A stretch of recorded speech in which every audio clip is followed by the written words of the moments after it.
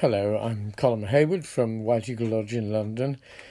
On October the 11th this year, 2020, we held a retreat day which originally was going to be in the London Lodge and became an online retreat on White Eagle and the Celtic Church. And in this podcast, I'm going to give a little resume of that day for those who were unable to be present and for general interest.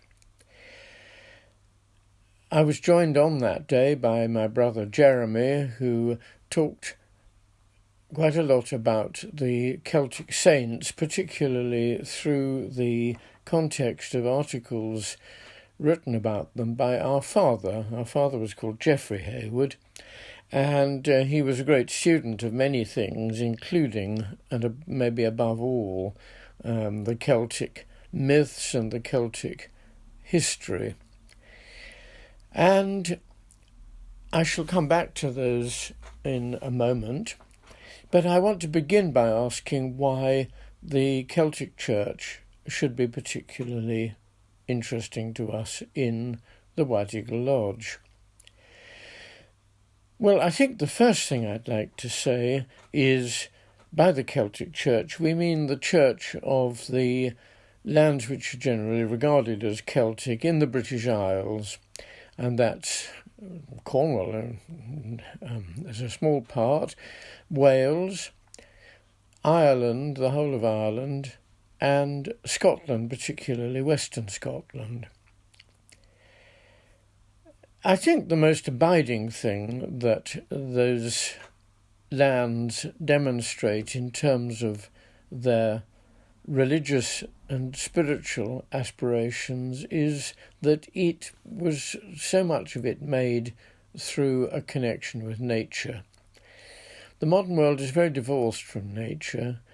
I don't think that the Celtic world was remotely divorced from nature, and one reason for that is that it held unbroken links back to pagan times when the gods of the landscape and the gods of nature were much more recognised.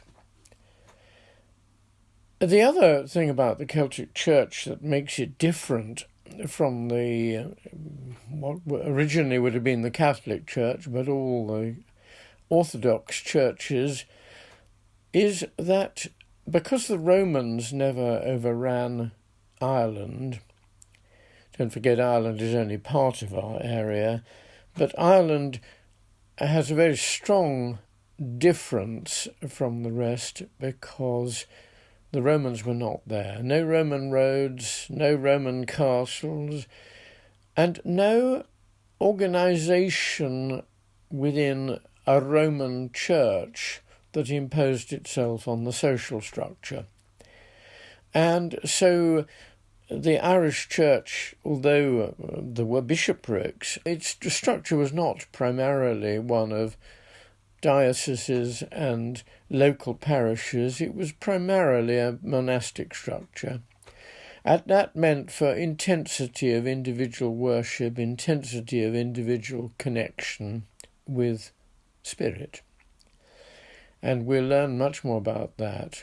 But obviously the immediate example that we turn to is the saints of those western lands and the hermits. Hermits were many of them later made saints, but their initial aspiration was to just live separate from the rest of society and commune with God, commune with the world of nature as it exhibited spirit. On our day retreat, Jeremy told a wonderful story which I didn't know about our father, how he once went and meditated for days and days in a row somewhere on the west coast of Ireland, I believe, in the belief that if he meditated for long enough, he would have a revelationary experience of God. I think he had many revelations all the way through his life, but just how successful that particular task was. But you see how that connects him with those hermits. I suppose the other thing that goes along with that is that the Celtic Church, despite having monasteries and churches, was nothing like so tied to its buildings as the mainstream church of the rest of Britain. You could worship much, much more easily in the open air in those lands. And there's a final thing which will seem a little bit more remote at this precise moment to those who are not so familiar with the subject matter, but the Celtic Church always saw a very close connection between itself and St. John, that is, St. John's Gospel. St. John's Gospel particularly, but in White Eagle's teaching, John holds an enormous position, and I think White Eagle would say don't limit yourselves to the evangelist, the writer of the Gospel. Think of a sort of collective presence of John, what he calls the ray of John. And John will come back into this story shortly. Now, before we move on, I ought to just own up that modern historians are rather reluctant to see that there was a Celtic Church that much independent of the Church of Britain, the one that it separated from at the Synod of Whitby. It was different. There were arguments about how to wear your monastic tonsure, and there were arguments about the date of Easter. But the historians are completely right that in terms of doctrine, and indeed in terms of organisation, apart from the things that I've mentioned, they weren't really that unconnected. I think to our imagination, and our imagination is significant here, all the things that I've said imply that there was a very real and very major difference in terms of how the church felt to those who were part of it. The monastic organisation had roots which are there in the mainstream church, certainly, but they are very particular. They go back through a very central medieval character, Martin of Tours. I spoke more about Martin of Tours on the day, but let us just say that he is pivotal in conveying the traditions of the original monastic ideals, which go back to St. Anthony, the Desert Father, those Desert Fathers who went out into the Sinai Desert and elsewhere to live solitary lives and to meditate on God. Obviously a very, very close connection with the Celtic Church as we've been talking about it. It's also true to say that the Celtic Church is immensely strong in that medieval world. We tend to, or pre-medieval world really, we tend to talk still about the Dark Ages, although the concept of the Dark Ages is pretty much discredited among the scholars. Why were they not dark? Well, because of the Irish Church, basically, because of the monasteries, and an enormous mainstay of learning, repository of learning were they, and of art too. And we only have to think of the Book of Kells and the Book of Lindisfarne and that tradition of manuscript copying and, above all, illumination to realise just how powerful that is. One of the things that the libraries of those Irish monasteries did was to preserve some of the texts that the mainstream church banned, the Church of Rome expand. For instance, many of the traditions that survived about St. John came to be regarded as heretical. They seem somehow to have survived in the Irish monasteries, and maybe that is just simply because of the geographical distance from Rome and also the absence of this rather Roman organisation. So we come to something which probably most of us, if we are attracted to the White Eagle Lodge, we're probably also attracted to the Celtic Church. We feel these thematic connections and we feel at home there. One of the things that Jeremy did was to offer some of our father's writing, Geoffrey Hayward's writing about the Celtic Church, but he concentrated particularly on a series about the Irish saints. And the saint that he probably spent most of the time talking about, Jeremy, was Saint Bridget. Now, Saint Bridget was a 5th century saint. She was just about a year or two earlier than Columba. I say a year or two. What I mean is the overlap is just 4 years. Bridget lived from 451 to 525, and Columba, her successor, was from 521 to 597. So they overlap by just 4 years. Bridget is a most attractive saint. There are wonderful lives of St. Bridget, and what our father wrote about her is also very attractive. It's to be found in early volumes of the White Eagle magazine, Stella Polaris, along with his accounts of the other Celtic saints. But of course St. Bridget was a woman, and it is wonderful for us to feel that in this Celtic Church there can be a sort of parity between the female and the male representatives.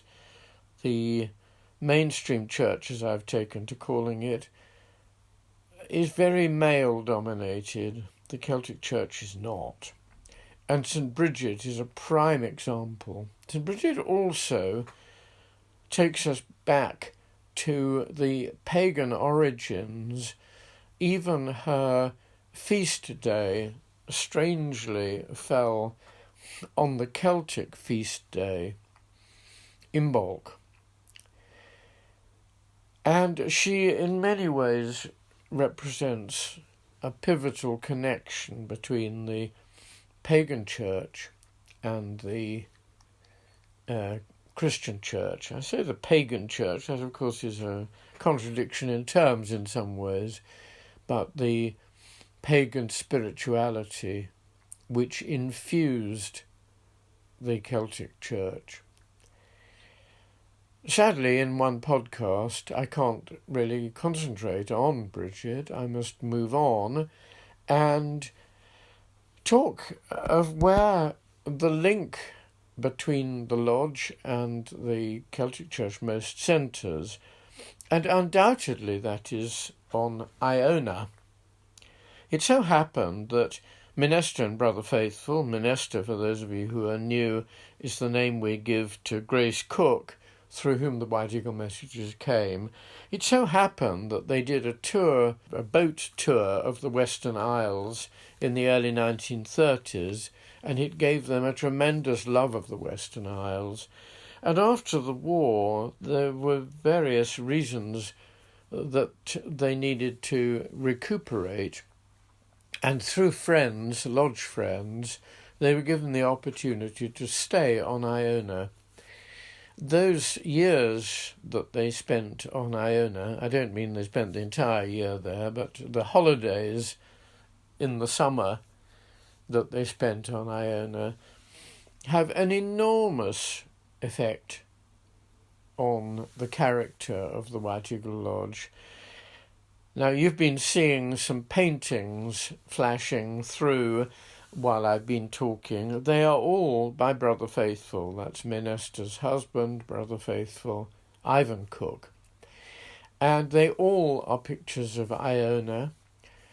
I think you will see how much he loved the subtle colours of Iona, and my goodness, if you visit Iona, those colours are very, very true.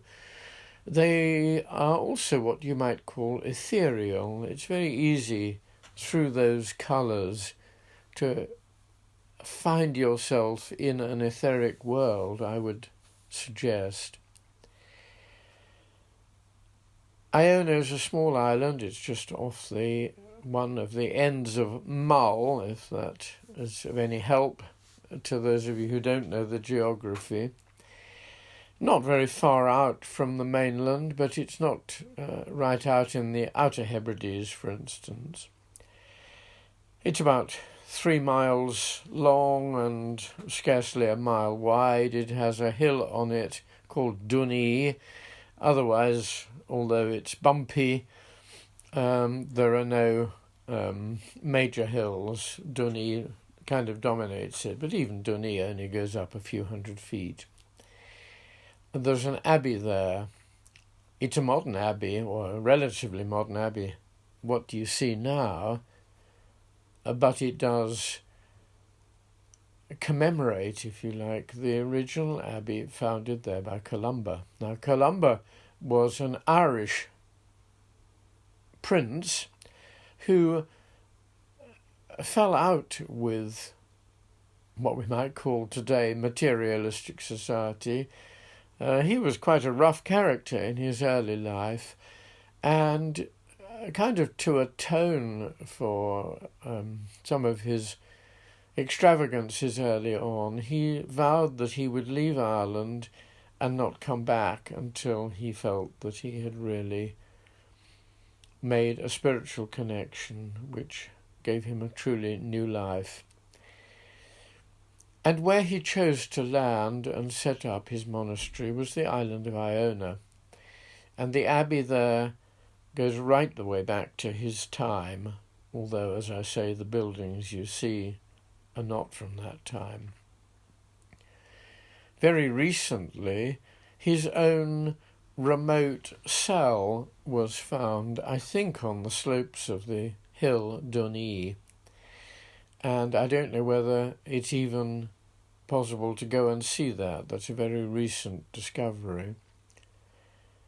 But there Columba founded his monastery, attracted monks from all round, and set about spreading the message of Christianity across western Scotland and ultimately into the Pictish realms, which are further north and east, and down into what today is northern England, and we think particularly of Lindisfarne there. Columba was, I think we have to say, a rough but very sweet individual, and I use that word sweet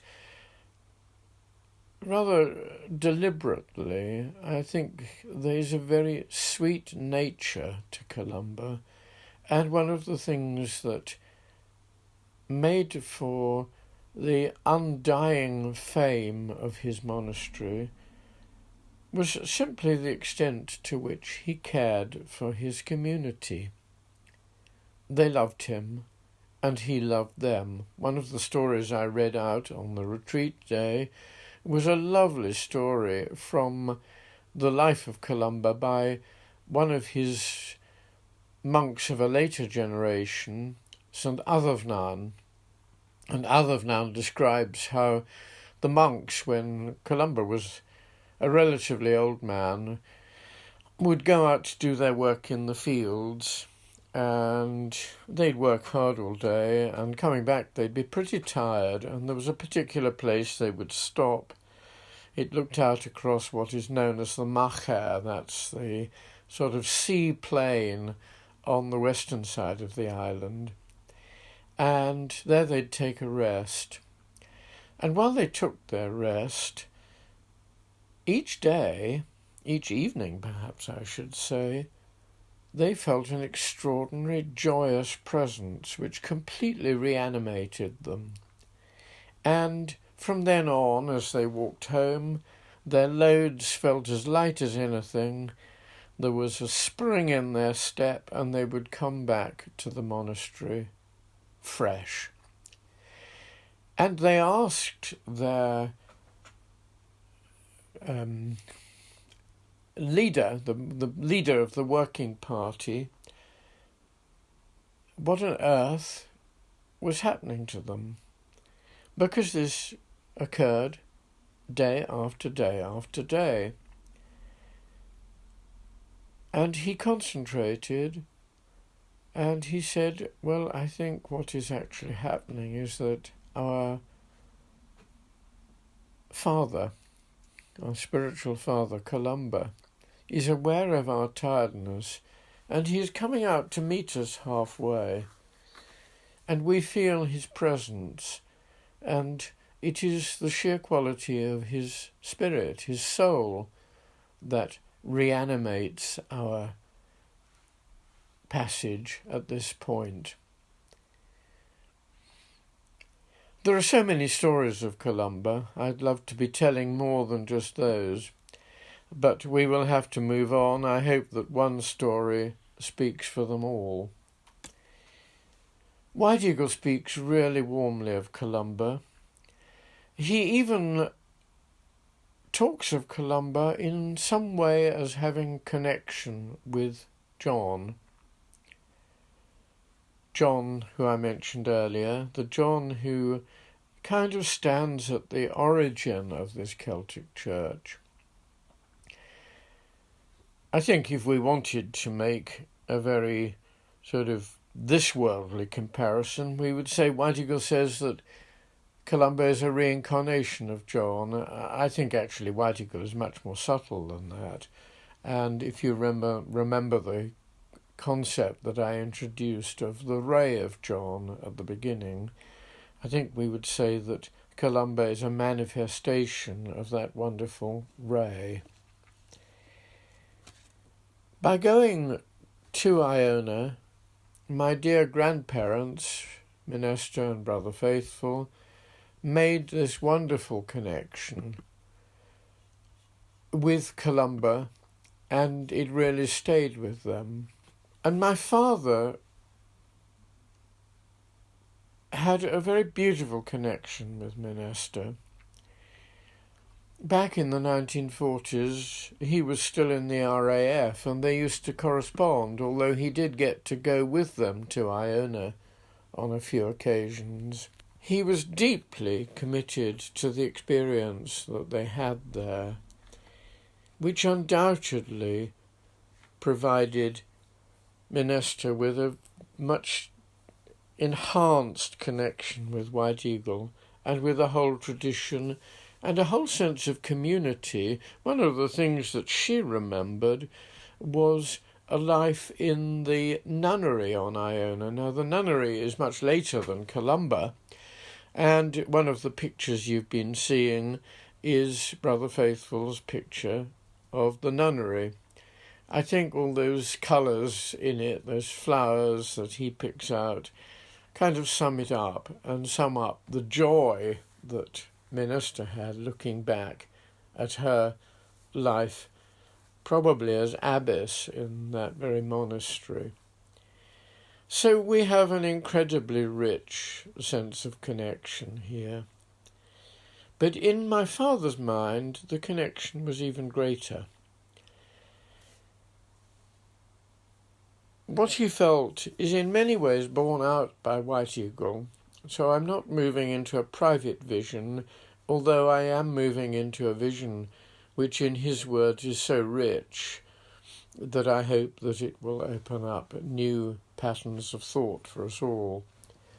What he felt was that Iona was somewhere where the original human beings who came from spirit, I'm not talking about Darwinian evolution here, quite the opposite. I'm talking about the descent of the spirit of the universal, what White Eagle would call the sun beings, into manifestation on the earth plane, and of a time before they were completely individual. They came, as it were, as beings beyond individuality. And in a vision that he had, which he described to Menester, he showed how he could see her experience, and somehow his own links in with this, being of those original brethren who slowly adopted human individuality out of their sun-being state.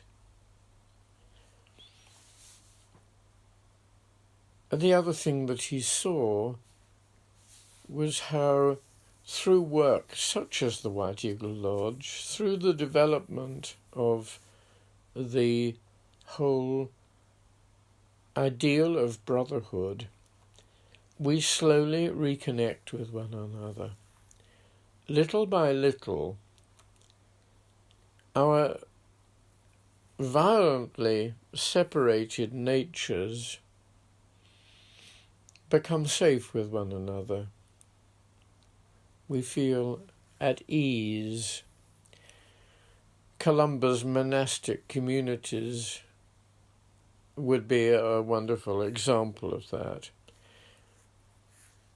I've spoken before of the Cathar people, and I think that they discovered connection with one another. And now in White Eagle Lodge, we're trying to put into practice just those same thoughts and ideals through developing brother-sisterhood, but it's a relationship with all life, not just with other human beings. We come back to universal life, to a sense of oneness. Anyway, I promised you part of this correspondence between my father and Menester. I haven't quoted White Eagle at all, but White Eagle is present in everything that I have said, and I think that you will find in this extract from my father's letter to Menester, Grace Cook, in August 1948, you have a very White Eagle vision. And he writes that in that time we lived so differently, we joyed, we delighted, we were at one. The ether, the great bosom of the Father, stretched above us, from which was let down, if you like, the underfold, which was the mother, as if the underfold of a cloud, a white, ebullient cloud, had descended. We lived near the stars, which we then knew as the great tree, with rivers, blue veins, running between them in the great wheel of the sky. We were then near the polar regions. And we were not divided into the small parts, the personalities that we wear today, but were whole of wisdom, seeing things wholly. And that land we lived in, that original white land, was called Brit or Brith, I believe. There you were. I see you very clearly, long before your Andean adventure, in this land where such objects as we now call mountains were then music, perfect in form and harmony. It was a musical land. The lower earth was formed from this music. Arthur children were we, descending, splitting into personalities, each formed by the perfect law of music. Now comes the time of man's reascent to the mountain top, the solar mount, to the all-gathering of the Father. We shall indeed rejoin the boundless ether. We shall succeed. It will come.